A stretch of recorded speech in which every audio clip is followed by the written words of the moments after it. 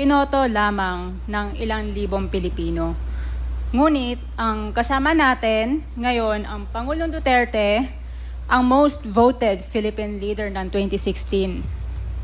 At ang kanyang anak, Vice President Sara Duterte, ang most voted Philippine leader naman ngayong 2022. I would like to manifest na gusto ng sambayanang Pilipino ang pagdurog niya sa mga kriminal, durugista at NPA na terorista.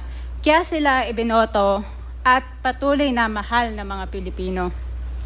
Kaya gusto natin ng patas na hearing. Sana sinama natin dito ang libo-libong mga magulang na ang mga anak ay biniktima ng mga durugista.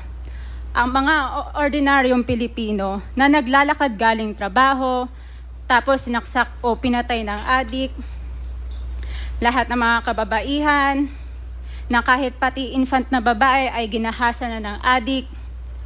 Libo-libo rin ang kanilang mga magulang at mahal sa buhay na wala dito ngayon.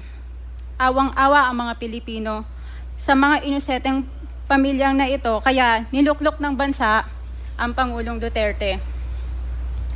Ang drug war ng Pangulo ay policy lamang. Hindi ito natupad kung hindi ito pinondohan ng Kongreso ng 6 na taon.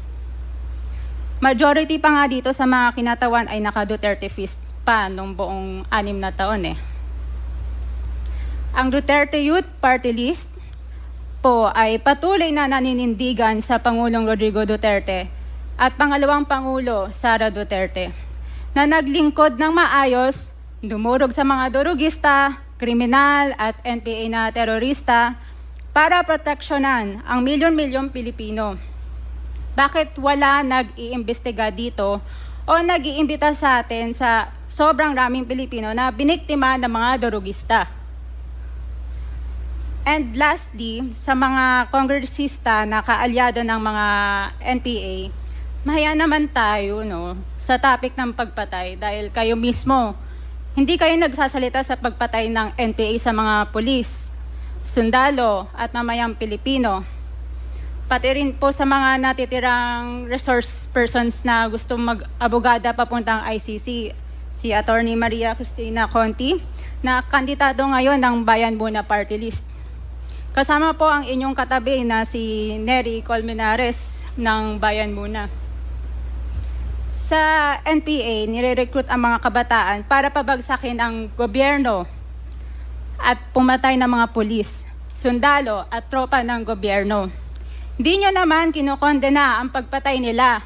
Ang kinokondena nyo ngayon ay ang dalawang naging most trusted leaders ng bansa na todo effort protektahan ang milyong-milyong mga Pilipino. In support sa advocacy sa Pangulong Duterte, ang Duterte Youth Party List ngayon, Kongreso ito, ang kaisa-isang nagpapanukala ng pagbalik ng death penalty para sa mga rapist, kidnappers, durugista at terorista. In behalf of the Duterte Youth Party List, kami ay nagpapasalamat sa todong suporta ng Pangulong Duterte at VP Sara Duterte sa mga tropa ng gobyerno at sa pagdurog nyo sa mga kriminal, durugista at NPA na terorista. Yun lang po. Maraming salamat po, Mr. Chair. At Thank you, magandang gabi po. Congresswoman.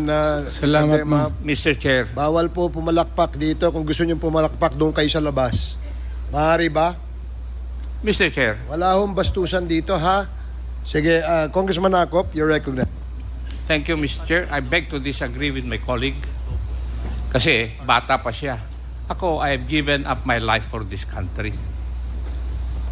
The former president is only 2 years older than I am. But I have been fighting for this country. I was a member of the Philippine Constabulary and became a policeman after